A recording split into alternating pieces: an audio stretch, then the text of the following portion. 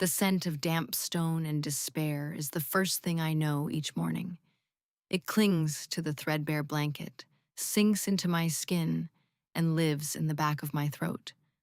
For 6 months, this cell has been my world, a world of gray rock, gray gruel, and the gray, faded memory of hope. My wolf, the one I was born without, is a silent, hollow space inside me. A flaw, a void that defined my unworthiness. It is why I am here, buried in the dungeons beneath the very pack house where I was supposed to be cherished. In the far corner, shrouded in shadows that the single high window never touches, the old woman stirs. A dry, rattling cough escapes her, a sound as familiar now as my own breathing. Her name, she once whispered, is Morwenna. She was here when they threw me in, a permanent fixture of this forgotten place. She is frail, her skin like parchment stretched thin over delicate bones. Her scent a faint, dusty whisper of dried herbs, and something else, something ancient and deep that I cannot name. The slot in the heavy wooden door scrapes open. A wooden bowl is shoved through, its contents sloshing. It's the same as every day. A thin, watery gruel with a few lumps of something vaguely savory floating in it. It isn't enough. It's never enough. The gnawing hunger is a constant companion, a dull ache that has become part of me. My stomach clenches, a painful, desperate knot. I take the bowl, the rough wood familiar against my palms. Morwenna coughs again, a weaker sound this time. Her breathing is shallow. I look at my meager ration, then at the still, small shape in the corner. Every instinct, every fiber of my being screams at me to consume it all, to hoard the pathetic warmth and sustenance for myself. Survival is a primal, selfish thing. But then I remember her eyes, faded blue, yet sometimes, in a trick of the light, they seem to hold the wisdom of ages. I remember the stories she tells in a voice as thin as cobwebs, tales of old magic and forgotten queens. She has become my only anchor in this endless gray. With a sigh that seems to drain the last of my strength, I cross the few feet of cold stone that separate us. I kneel beside her makeshift bed of straw. Morwenna, I whisper. Her eyes flutter open. They are cloudy today, unfocused. I hold the bowl out. You need to eat. She shakes her head, a barely perceptible movement. No, child. You are young. You need your strength. What strength? The words are bitter on my tongue. The strength to stare at a wall all day? The strength to remember? The memory is always there, waiting. A phantom limb that throbs with remembered pain. I can almost smell it, the cloying scent of the great hall on the night of the full moon. Pine and a sharp, clean winter storm. His scent. The memory pulls me back, as it always does. I was standing before the pack, before him. Alpha Kale. His power was a physical force, a pressure in the air that made it hard to breathe. When his eyes, the color of molten gold, had met mine, the world had tilted on its axis. A jolt, pure and electric, shot through me. The fated mate bond. It was real. A legend whispered among the unmated, a fairy tale I never thought would be mine. In that instant, I smelled it on him, the recognition, and he smelled it on me. Hope, so fierce and bright, it was painful, bloomed in my chest. After a lifetime of being the wolfless omega, the outcast, the runt, I was his, the Alpha King's mate. I would finally belong. He had stepped forward, the entire pack holding its breath. The scent of pine and winter grew stronger, enveloping me, promising me everything. He raised his hand, not to caress my cheek, but to point. A single, condemning finger. Alpha Kale of the Winterfang Pack, his voice boomed, each word a hammer blow against my soul. Reject this wolfless Omega, Ilara, as my mate and my Luna. A collective gasp rippled through the hall, followed by a wave of murmurs and sneers. Public. He did it in front of everyone. The shame was a physical heat, scalding my skin. The bond, so new and bright, fractured. The pain was indescribable. It was not a feeling, but a tearing, a visceral severing deep inside my soul, as if a part of me had been ripped out, leaving a ragged, bleeding wound. My knees gave out, and I collapsed on the cold stone floor, the scent of my own humiliation, sour and sharp, filling my senses. His guards had dragged me from the hall, their touch rough, their faces a mixture of pity and contempt. They threw me down here, and the door boomed shut, sealing my fate. Back in the cell, the memory leaves me breathless and shaking. The phantom pain in my chest throbs. I push the bowl closer to Morwenna. Please, I say, my voice thick. We share. It is the only way. For weeks, this has been our ritual. I split the meager portion in two, giving her the slightly larger share, coaxing her to eat. I tell myself it's because I can't bear the thought of being completely alone down here. But it is more than that. In her quiet dignity, in the stubborn spark of life that refuses to be extinguished in her, I see a reflection of my own will to survive. Her presence is a strange comfort, a silent testament that even in the darkest pit, kindness can exist. She finally relents, taking a few small, slow sips. I eat my share, the gritty liquid doing little to appease the hunger, but providing a flicker of warmth. We sit in silence, the only sound the drip of water somewhere in the darkness and our own soft breaths. He was a fool, Morwenna says suddenly, her voice clearer than it has been in days. I flinch, knowing exactly who she means. He did what he had to do. An alpha king needs a strong Luna, one with a wolf, for the good of the pack. I have repeated these words to myself so many times, they have lost all meaning, a hollow mantra against the pain. The good of the pack? She scoffs, a surprising amount of energy in the sound. He chose pride over fate. He chose the grumblings of petty subordinates over the will of the moon goddess herself. That is not strength, Ilara. That is weakness, and the consequences of that weakness are only just beginning. Her words hang in the cold air, unsettling me. There is a certainty in her tone, a knowledge that goes beyond the gossip of a forgotten prisoner. I look at her, really look at her. The shadows in our corner seem deeper, but her eyes are luminous, the faded blue now sharp and piercing, like chips of ice.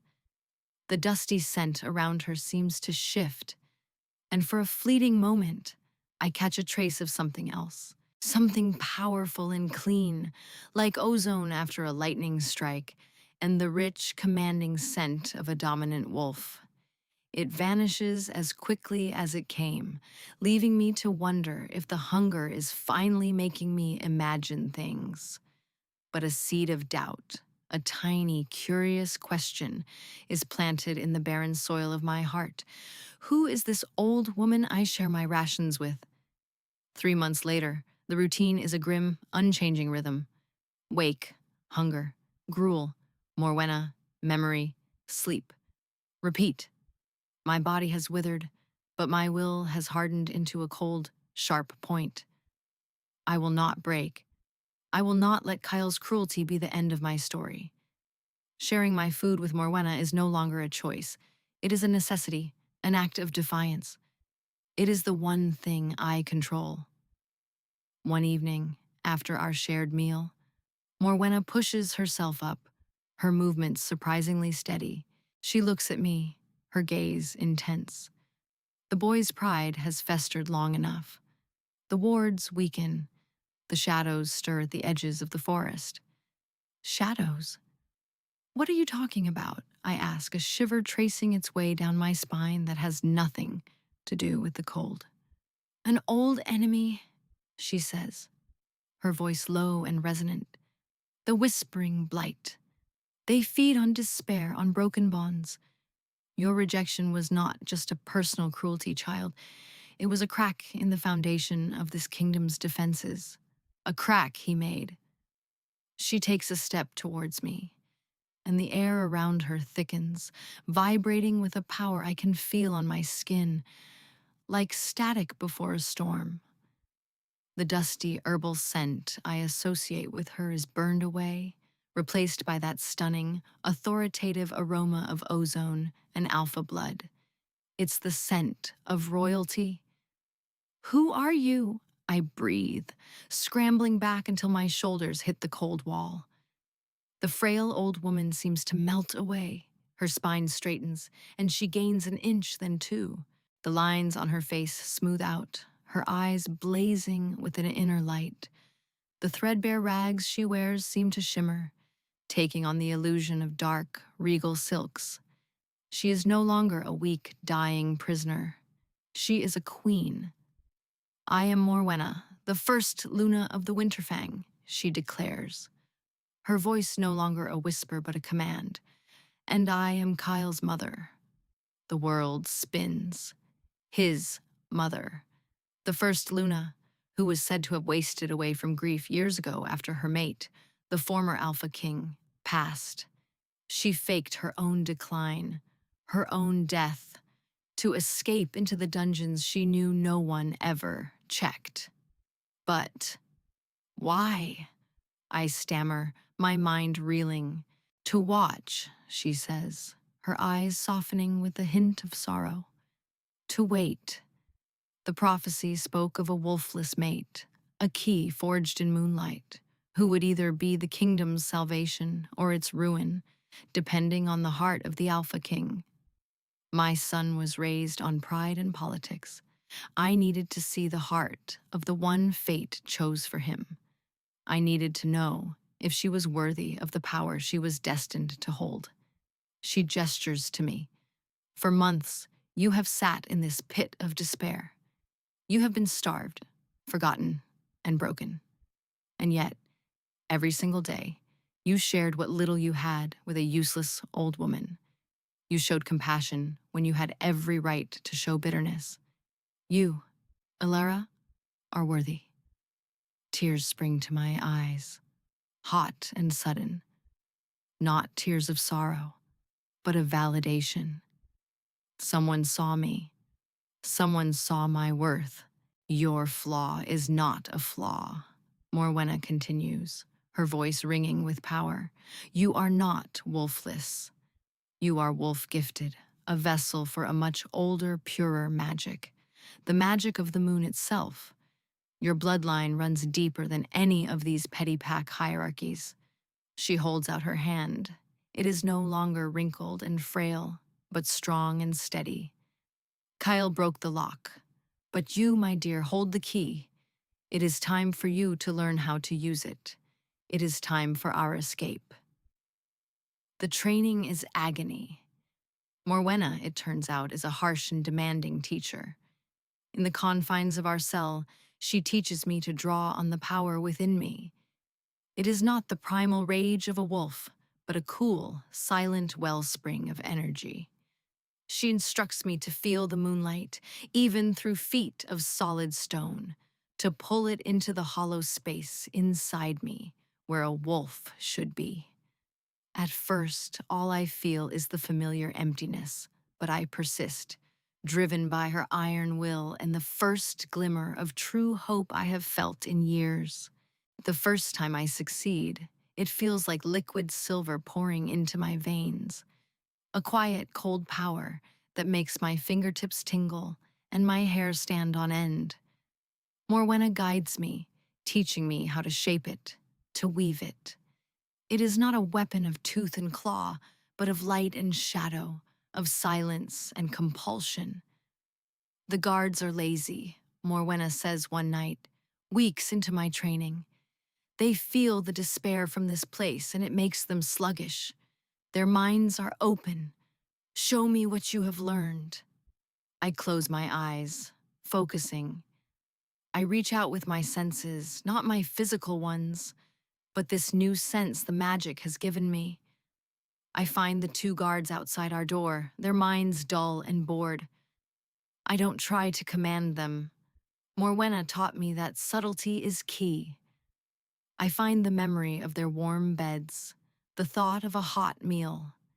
I gently nudge these thoughts to the forefront of their minds, weaving a suggestion of overpowering fatigue, of a forgotten task on another level of the dungeons.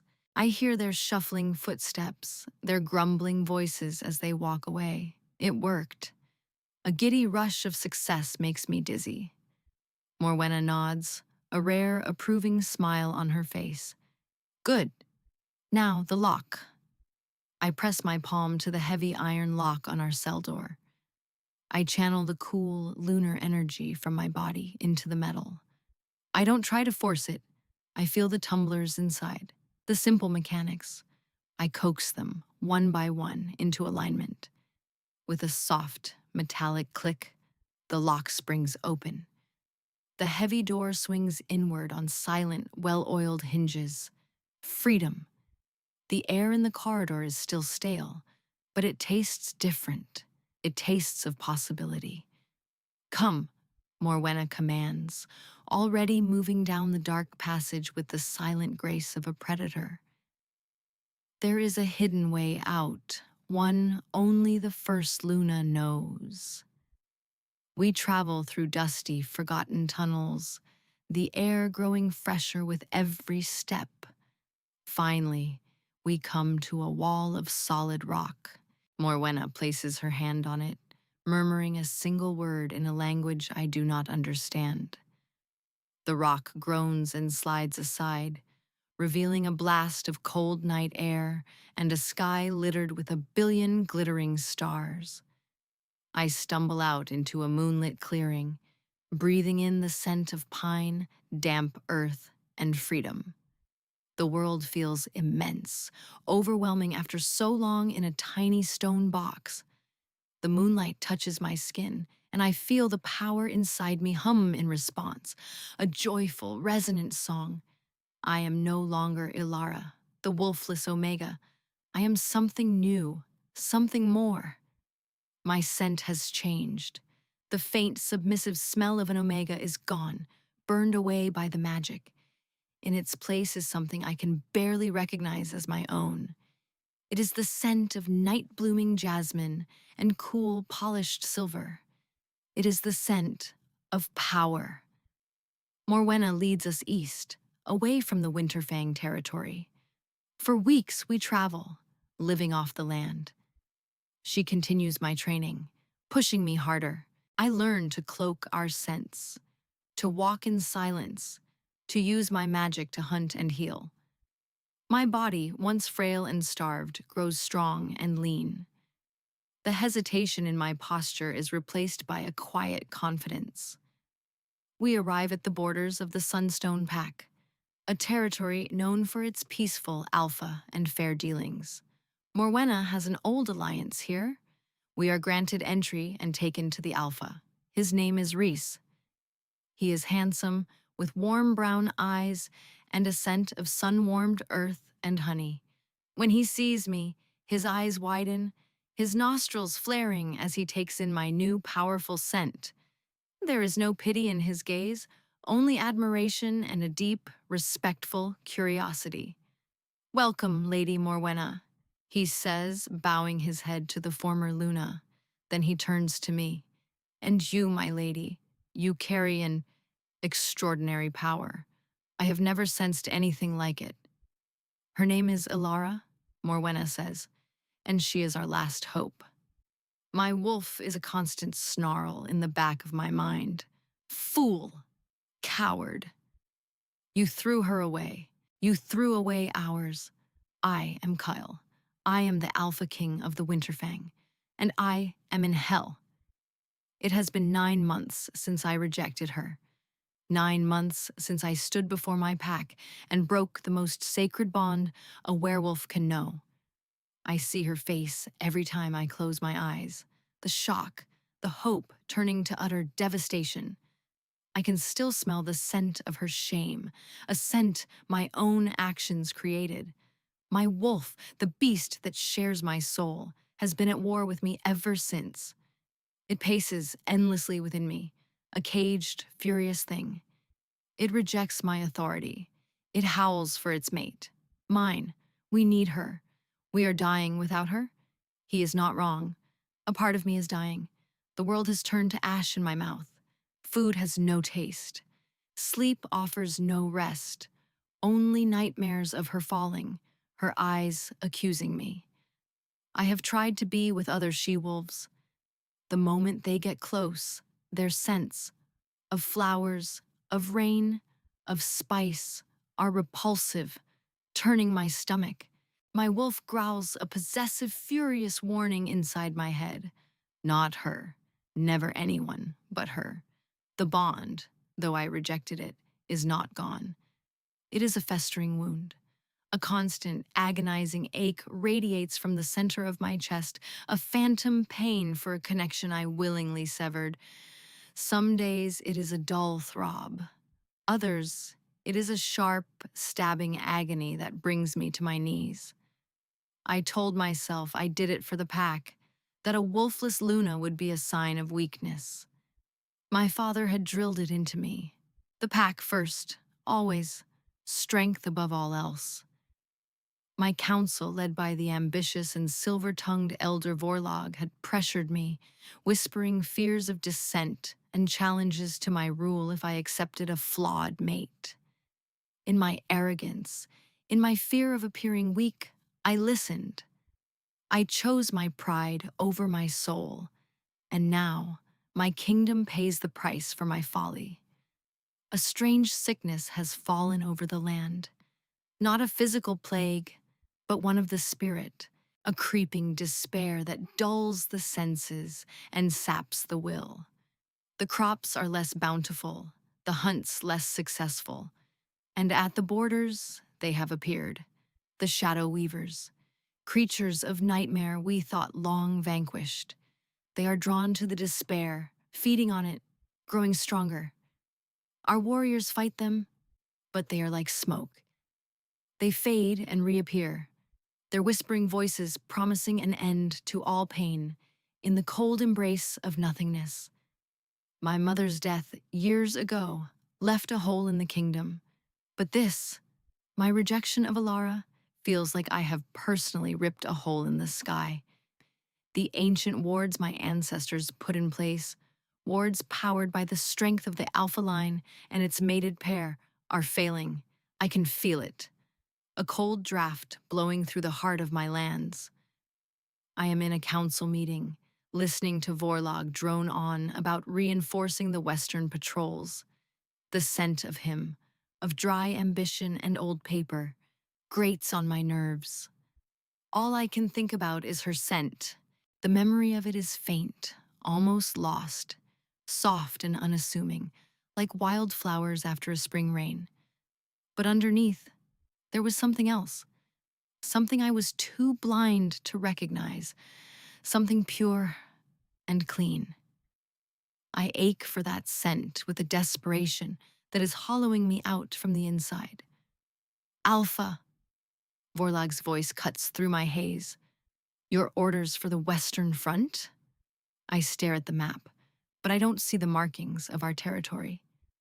I see her eyes. Double the patrols, I manage to say, my voice a rasp. And bring me news of any strangers, any at all. I have sent scouts to search for her discreetly. They found nothing. The dungeon guards who were on duty the night she vanished were questioned. They remembered nothing, their minds clouded, as if by a fog. They were punished for their incompetence, but it brought me no closer to finding her. It's as if she vanished from the face of the earth. My wolf laughs, a bitter, grating sound in my mind. She is free of you. Good. You do not deserve her. He is right. I know he is right. But the selfish, desperate part of me, the man, not the alpha, prays to the moon goddess that I will see her one more time, just to tell her I am sorry, to beg for a forgiveness I have no right to ask for. The ache in my chest tightens, a brutal reminder of the queen I threw away for a crown that now feels like it is made of lead. Life in the Sunstone Pack is peaceful. It is a strange, foreign concept. Alpha Reese is kind, and his pack reflects his nature. They are welcoming, treating me not as a flawed Omega, but as a guest of honor, a curiosity. My power, this cool lunar magic, continues to grow under Morwenna's guidance. I can now do more than open locks and cloud mines. I can weave moonlight into shields of hard light, heal wounds with a touch, and command the very shadows to conceal me. Reese is often by my side. He brings me sweet fruits from his orchards, walks with me through the sun-drenched forests. His scent of earth and honey is warm and comforting. It doesn't create the lightning storm in my blood that Kyle's did, but it also doesn't come with the searing pain of betrayal. It is safe. You are troubled, he says, one afternoon as we sit by a clear, bubbling stream. I am always troubled, I reply, tracing a pattern on a smooth river stone. He does not deserve to occupy your thoughts, Reese says gently, his perception sharp. An alpha who would cast aside a gift like you for politics is no true alpha. His words soothe a part of me, the part that still feels the sting of worthlessness. Reese sees me as a gift. Kale saw me as a burden. The contrast is stark. A part of me, the logical part, knows that a future with Reese would be a good one. A life of peace, respect, and quiet affection. He would never hurt me the way Kyle did. He would cherish me. My beast, the silent power within me, does not agree. It is not a wolf, but it is territorial. It remembers the scent of pine in winter. It remembers the jolt of the bond. It considers the pleasant warmth from Reese and finds it lacking. It wants the storm. One evening, a rider arrives, his wolf panting, flanks lathered in sweat. He carries a scroll, sealed with the crest of the Winterfang pack, but he delivers it to Morwenna. He brings grave news. The whispering blight has broken through the outer defenses. They have overrun the southern villages, and the despair they spread is accelerating the decay of the land.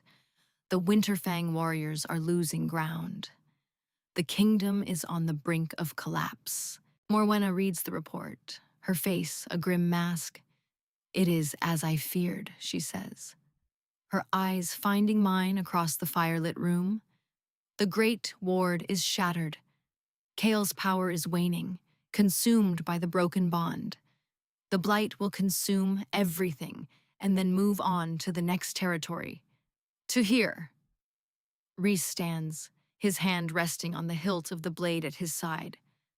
My warriors will stand with the Winterfang. We cannot let this darkness spread. It will not be enough, Morwenna states, her voice absolute. Swords and claws cannot defeat an enemy made of despair. The blight must be fought with its opposite, hope. The Great Ward can only be restored by the power of a completed royal mate bond. The room falls silent. Everyone looks at me. The broken bond. My bond. The key to saving them all lies in the one thing I never want to revisit. It means returning. It means facing him. A cold dread mixes with a hot, fierce anger inside me. Fate is cruel. After all this, after I have built a new life, a new self, It wants to drag me back to the source of my greatest pain. No, I say, the word torn from my throat. I will not. Morwenna looks at me, her eyes filled not with command, but with a deep, weary sadness. I will not force you, Ilara. The choice must be yours. But know this, the bond can only be completed by a willing heart. Your heart. If you refuse, the Winterfang will fall, and the Sunstone pack after that, and every other pack until the world is consumed by shadows. She leaves the choice to me. The weight of the world resting on my broken heart. I can let him fall, let his kingdom reap the consequences of his cruelty. It would be justice, but it would also mean the death of thousands of innocents, including the kind people who have taken me in. I look at Rhys, at his worried face, and I know I cannot doom him and his people. I cannot let my personal pain be the cause of so much destruction. I will go, I say, my voice steady, betraying the turmoil inside me. I will return to the Winterfang, but I do not go to save him. I go to save them all. And to myself, I add a silent vow. I will do this on my terms, not as a rejected Omega, but as his equal, or his better. The return journey is a stark contrast to my escape. I do not scurry through the shadows. I ride at the head of a column of Sunstone warriors, with Rhys by my side and Morwenna, a regal, imposing presence just behind. I am not a prisoner returning to her cell. I am a foreign power arriving for a war council. As we cross the border into Winterfang territory, the change in the air is palpable. The vibrant life of the Sunstone lands gives way to a muted, oppressive atmosphere. The trees seem to droop, their leaves tinged with gray. The scent of the earth is sour, tainted with fear. I can feel the despair like a physical weight, a thick blanket smothering the land. My magic recoils from it, the cool, clean silver of my power anathema to the creeping darkness. We arrive at the main citadel without being challenged. The guards on the walls are hollow-eyed, their movements sluggish. They stare at our procession, their expressions a mixture of confusion and awe. They see the Sunstone banner, but their eyes are drawn to me, to my scent. The scent of night-blooming jasmine and silver cuts through the stale air of the courtyard. It is a scent of power, of life, of something they have not felt in a long time. It is a shock to their dulled senses. We are led directly to the Great Hall, the same hall where I was humiliated. The memory threatens to rise, but I push it down, encasing it in ice. I am not that girl anymore. I step through the great doors, my head held high. The hall is crowded with worried-looking pack elders and weary warriors. At the far end, on the high-backed Alpha's throne, sits Kyle. The moment I enter, his head snaps up as if he felt my presence before he saw me. His golden eyes lock onto mine. And I see him, really see him for the first time in almost a year. He is a wreck. The arrogant, powerful Alpha King is gone. The man on the throne is gaunt, his skin stretched tight over his cheekbones. There are dark circles under his eyes, which are bloodshot and filled with a desperate, haunted light. He looks like a man who has not slept in months. He looks like a man being eaten alive from the inside out. Then the bond, the fractured, agonizing thing that has lived in my chest for so long, explodes. It is not the gentle jolt of recognition from that first day. It is a violent, cataclysmic eruption. It roars to life between us, a tangible thing, a torrent of desperate longing, soul-crushing regret, and raw, primal need flowing from him to me. It hits me like a physical blow, threatening to buckle my knees. But this time, I am ready. I take the force of it, my lunar magic rising like a shield, cool and absolute. I filter the overwhelming flood of his emotions, observing them without being consumed by them. I can feel the sheer, agonizing depth of his suffering. It is a symphony of pain, and a dark, vicious part of me feels a grim satisfaction. Good, I think. Now you know a fraction of what I felt. My scent hits him. I watch his eyes widen, his nostrils flaring desperately. He half rises from his throne, a low guttural sound escaping his throat. A sound of pure, agonized disbelief. It's me, but not me. The submissive wildflower scent is gone, replaced by the intoxicating, commanding aroma of moonflower and silver. The scent of the power I now wield. My wolf, my inner beast, whatever it is, stirs with a possessive satisfaction. See? He sees what he threw away. He grovels. Good. I ignore him. My gaze sweeps over the assembled elders, my expression a mask of cold neutrality. I do not grant him so much as a nod. I walk forward, my boots clicking on the stone floor, the sound echoing in the stunned silence of the hall. Reese is a warm, solid presence at my side. I am Ilara, I announce, my voice clear and carrying, infused with a touch of my power that makes everyone listen. At the invitation of the first Luna Morwena, and with the support of Alpha Reese of the Sunstone Pack, I have come to offer my aid in the war against the Whispering Blight. I have addressed the court. I have addressed the allied Alpha. I have addressed his mother. I have not addressed him. Kale sinks back into his throne, his face ashen. He looks like I have just physically struck him. The proud Alpha King, ignored in his own throne room by the wolfless Omega he cast aside. The power dynamic has been irrevocably, deliciously inverted. The war for his kingdom has begun, but the war for my forgiveness will be a far bloodier affair. The War Council meetings are a special kind of torture for him and a grim necessity for me. We are forced into the same room, a long table, the only thing separating us. The air between us is a minefield. The bond hums, a constant, low-frequency thrum of his desperation and my guarded control. I am all business. I speak of tactics and strategy, my knowledge of the Blight, gleaned from Morwena's ancient texts, far exceeding that of his own elders. I point out weaknesses in their defenses, propose new strategies, using my lunar magic in conjunction with his warriors. I am precise, logical, and cold as ice. He tries to speak to me. He will start a sentence. Alara, but I will turn to Reese and ask his opinion on the matter, cutting Kale off completely. Or I will address one of his betas, pointedly ignoring the Alpha King sitting at the head of the table. Each dismissal is a small, sharp twist of the knife, and I watch him flinch every time. His suffering is a constant broadcast through the bond. I feel his sleepless nights, the gnawing self-hatred, the fury of his wolf.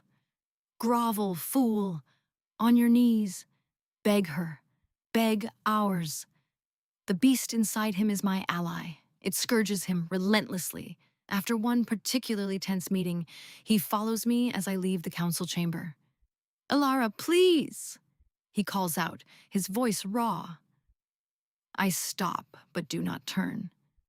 Alpha Kyle, I say, my tone formal and frigid. If you have something to say regarding the war effort, you may say it at the next council. This is not about the war, he says, his footsteps closing the distance between us. His scent, pine and winter storm, is laced with desperation. It no longer promises a home. It reeks of his pain. It is about us.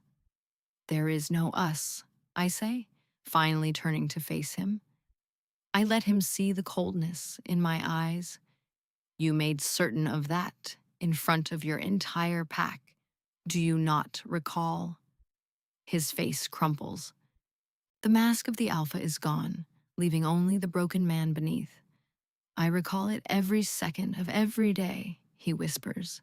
It was the single greatest mistake of my life. I was a fool, arrogant and weak, and I let the whispers of lesser men sway me from what my own soul screamed was true. My POV shifts. The world is a haze of pain, and the only point of clarity is her. She stands before me, a queen of moonlight and winter. Her scent is driving me mad, a constant reminder of the paradise I willingly burned to the ground. Every cold look, every dismissive word is a spike through my chest, but it is a punishment I deserve. My wolf is howling in agreement. More. She should hurt us more. We earned this. I am sorry, I say, the words feeling pathetic and small, utterly insufficient for the chasm of pain I created. Alara, I am so sorry. She watches me, her beautiful face unreadable, her heart shielded from me by her incredible power. I can feel her listening, but I cannot feel her forgiving. Sorry does not mend a shattered bond, she says, her voice quiet but unyielding. Sorry does not erase public humiliation. Sorry does not give me back the year of my life I spent starving in your dungeon. Each word is a lash, and I welcome it. I deserve it all. I take another step, my instincts, my wolf, my very soul screaming at me to show her, not just tell her. Words are meaningless. I destroyed her trust in my words long ago. Only action remains. With a shuddering breath that feels like my pride finally shattering into a million pieces, I drop to my knees before her in the empty corridor. The stone is cold, a fitting penance. I lower my head, exposing the back of my neck, the ultimate act of submission for an alpha, an offer of my life. I know, I say, my voice thick with unshed tears. I know it doesn't, and I am not asking for your forgiveness. I have no right. I am not asking you to choose me. I am not asking for anything. I look up, meeting her shocked gaze. I just need you to know the truth. Rejecting you destroyed me. Every day without you has been a torment I would not wish on my worst enemy. I was wrong, utterly and completely wrong. My wolf is silent for the first time in months, watching, waiting. This is the moment. I am placing my life and my kingdom in your hands, I continue, my voice gaining a desperate strength. Do with them as you will. Help us defeat the blight and then leave. I will not stop you. Take my throne. It is yours by right of the bond I was too blind to honor. You can have me executed for my crimes against you. I will go to my death willingly. I bare my throat more fully. Whatever you decide, I will accept it. My only request is that you save my people.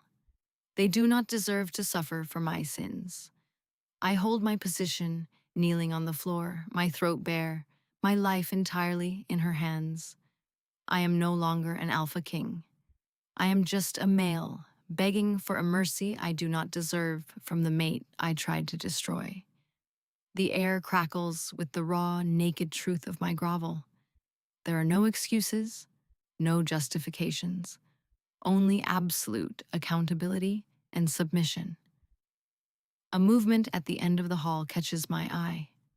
Alpha Reese stands there, his face a mixture of shock and dawning understanding. He has witnessed it all. He has seen the proud Alpha King of the Winterfang on his knees, offering his life to the woman he wronged. He sees the sheer, untamed power of the bond I tried to deny. Later that night, as I stare out my window at the sickly, blight-touched moonlight, there is a soft knock on my door. It is Reese. He enters, his presence calm and steady as always. He does not speak for a long moment, simply observing me. "I saw him," he says finally. I nod, not trusting my voice. My heart is a chaotic storm of emotions. Seeing Carl so utterly broken, so completely surrendered, has shaken me to my core. The cold, hard shell around my heart has begun to crack. "I have never seen an alpha do that," Reese continues, his voice filled with a quiet awe. "To kneel, to offer his throat, not in a challenge for dominance, but in supplication to his mate." He sighs, a heavy sound. "I offered you peace and safety, Ilara, and I meant it. A life with me would be calm and good." "I know," I whisper. He gives me a sad, kind smile. "But you were not made for calm, were you? You were made to match a storm. I can see it. The way the air crackles between you. The way he looks at you, like you are the only thing holding his world together. The way your own power, even when you are trying to be cold, leans toward him." He is right. Even when I was at my most distant, a part of me was always aware of him, tracking his every breath, every pained shift in his seat. "I cannot compete with that," Reese says, and there is no bitterness in his voice, only a graceful acceptance. It is a force of nature. To try and stand between it would be foolish, and to accept you, knowing your heart is still tied to that bond, would be to accept being second choice. And you, my lady, deserve a man who is your first and only choice, and I deserve the same. He takes my hand, raising it to his lips for a gentle, respectful kiss. "I will fight for your cause. I will help you save this kingdom. But I release you from any obligation you might feel towards me. Your path lies with him. Whether it leads to forgiveness or vengeance, it is your path to walk." He bows his head and leaves, closing the door softly behind him. I am left alone, the warmth of his sensible, kind affection fading, leaving me with the cold, terrifying, and undeniably thrilling reality of the storm I must now face alone. Kale has surrendered. Reese has stepped aside. The choice is now, truly, mine. The blight does not wait for my heart to decide. The final assault comes at dawn. A piercing shriek echoes from beyond the city walls, a sound that scrapes at the soul and makes the guards cry out in terror. The sky darkens, a swirling vortex of black and purple clouds gathering directly over the citadel. From it, the shadow weavers pour down, not as individual creatures, but as a tidal wave of living darkness. "To the walls!" Kyle roars, his alpha command cutting through the initial wave of panic. He is no longer the broken man from the corridor. He is the king, the warrior, his eyes blazing with golden light as he draws his great sword. My grovel may have broken his pride, but the threat to his people has forged him anew. I race to the highest battlement, Morwenna and Reese close behind. Below, the courtyard is a chaotic scene of battle. Winterfang and Sunstone warriors fight back to back, their claws and blades meeting the grasping tendrils of shadow. But for every weaver they cut down, two more seem to rise from the ground. I close my eyes, drawing on the moon's power. It is weak, filtered through the unnatural storm clouds, but I pull every drop I can into myself. I open my eyes and thrust my hands forward. A wave of shimmering silver light erupts from me, crashing into the mass of shadows below. The weavers hit by the light scream and dissolve into smoke. It carves a path, giving the warriors a moment's respite. But the effort costs me. I stagger, a sharp pain lancing through my head. The darkness overhead is actively fighting me, suppressing my magic. From the center of the swirling vortex, a form begins to coalesce. It is larger than the others, humanoid but made of pure condensed despair. It has no face, only a swirling void where features should be. This is their leader, the heart of the blight. It turns its faceless head towards me. The light, a voice whispers directly into my mind, cold and ancient. The key, we will extinguish it.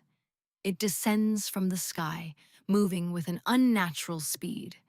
It ignores the warriors, ignores Kal, who is hacking his way through a throng of shadows to get to the base of the tower. Its only target is me. I raise a shield of hard light, but the creature slams into it with immense force. The shield cracks, spiderwebbing with dark energy. I pour more power into it, my muscles straining, sweat beading on my brow. Ilara! Kyle bellows from below. He has seen the danger. He is fighting with the ferocity of a demon, trying to reach me, but he is too far. The blight leader strikes my shield again. A larger crack appears. The whispers in my head intensify, feeding me images of the dungeon, of my public humiliation, of Kale's cold, rejecting eyes. It is trying to use my own pain against me, to fuel its power with my despair. He left you to rot, it hisses. He is not worthy. Let his kingdom burn. Embrace the silence. Embrace the end. For a terrifying second, the images overwhelm me. The pain is so fresh, the anger so hot. The shield flickers.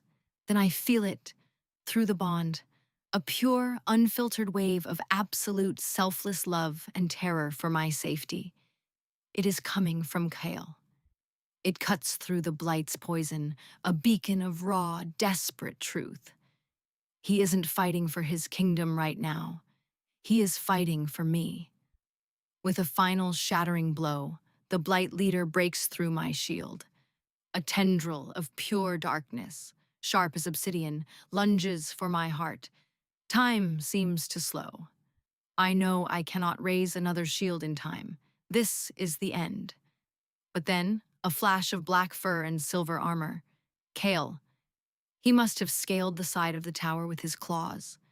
With a guttural roar, he throws himself in front of me. I watch in horror as the shadow spike, meant for me, impales him through the chest.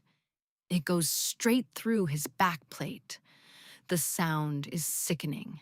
A wet, heavy thud. His golden eyes lock with mine, wide with shock and pain. A small, crimson-stained smile touches his lips.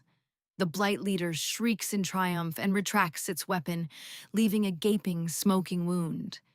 Kyle stumbles, his great sword clattering to the stone, and collapses into my arms. His weight is immense, all dead weight. I sink to my knees, holding him. Blood pours from the wound, hot and slick over my hands. The scent of it, his lifeblood, fills the air, mingling with the ozone of the dying storm and the scent of my own terror. Kale, I gasp, my voice breaking. You're safe, he chokes out, blood bubbling on his lips. That's all that matters. The blight leader looms over us, savoring its victory. But it has miscalculated.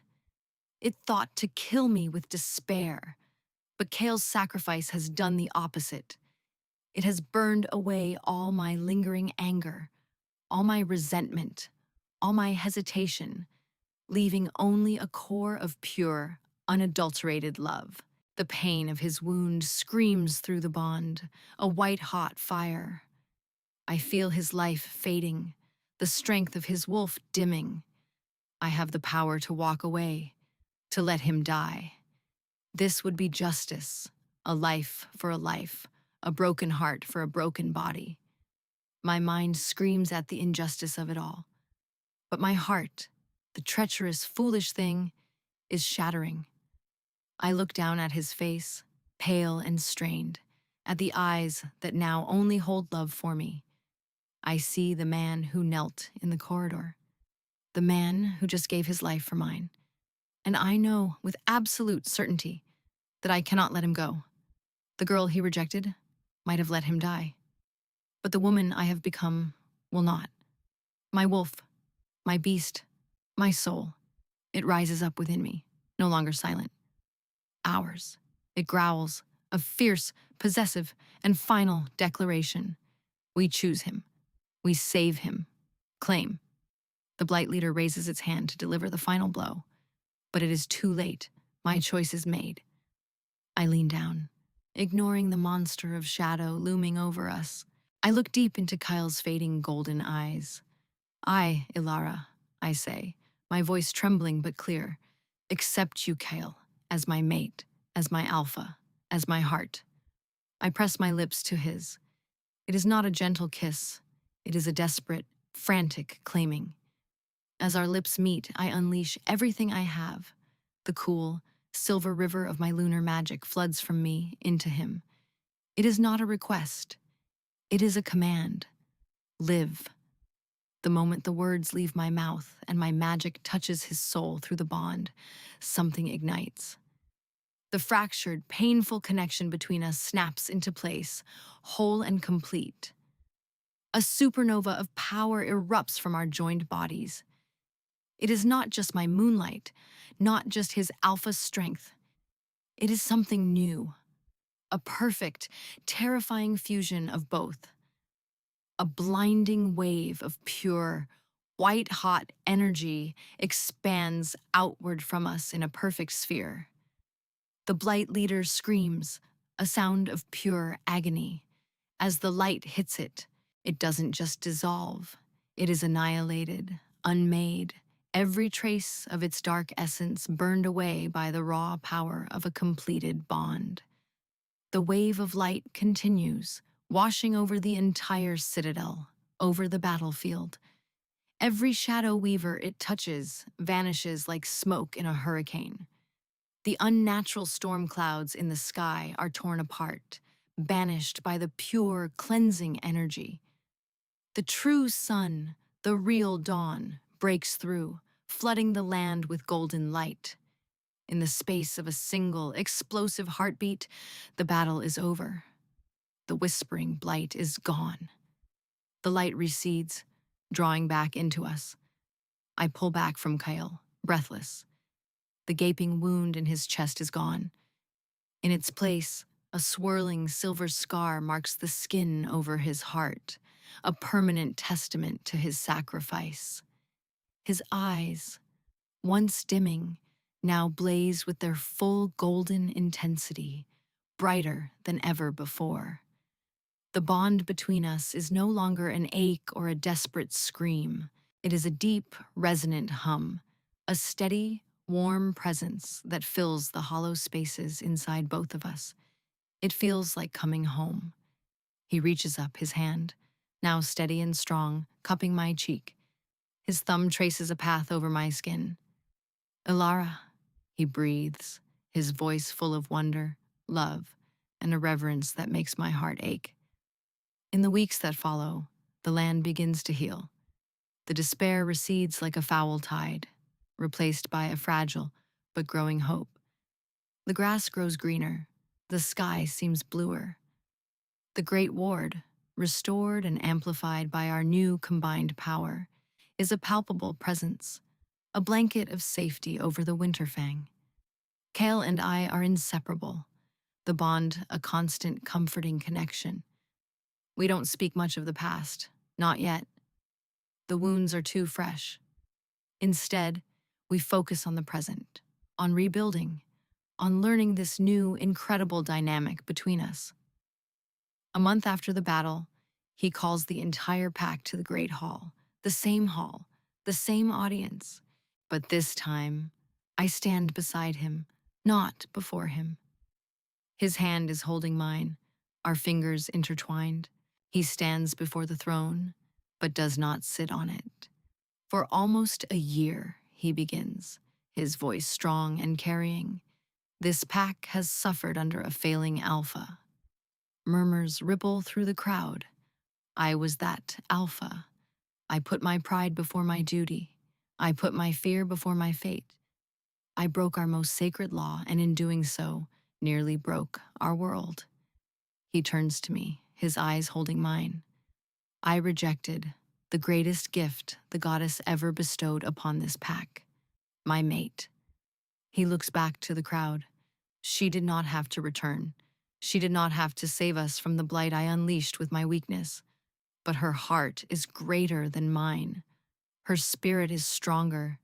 She saved you. She saved me. He pulls me forward slightly. There will be no more soul, Alpha King. The age of one is over. We will rule together as king and queen, as Alpha and Luna, as true mates. Her word is my word. Her command is my command. We are two halves of a whole, and from this day forward, we will lead as one. He then does something that shocks the entire pack. He kneels, this time not in submission, but in reverence, and kisses the back of my hand. All hail, Luna Ilara, he says, his voice thick with emotion. Your queen.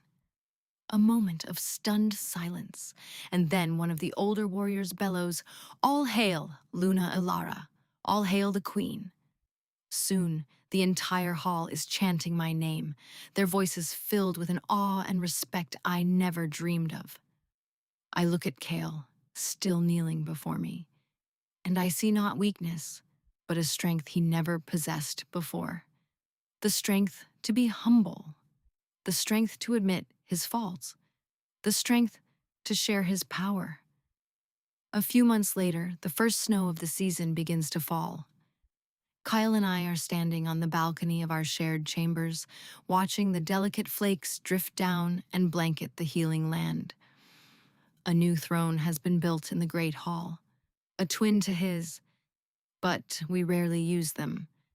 We prefer to walk among our people. He comes up behind me, wrapping his arms around my waist, pulling me back against his chest. The familiar beloved scent of pine and winter storm envelops me, now mingled with my own scent of moonflower and silver. It is our scent, the scent of us. Is it still painful? He asks quietly, his fingers gently tracing the line of my jaw. I know he isn't talking about the battle. He's talking about the memories. Sometimes, I admit, it's a scar. It doesn't hurt to the touch anymore, but I'll always know it's there. He rests his chin on my shoulder, his own deep sigh stirring my hair. I will spend the rest of my life making it up to you, Ilara. I swear it. I turn in his arms, placing my hand over his heart, where I can feel the steady beat and see the faint, silver shimmer of his own scar through his tunic. You already are, Kyle, I say softly. You already have. The journey was brutal. The suffering was immense. We are not the same two people who met in the Great Hall over a year ago. We are scarred, changed, forged in a fire of our own making.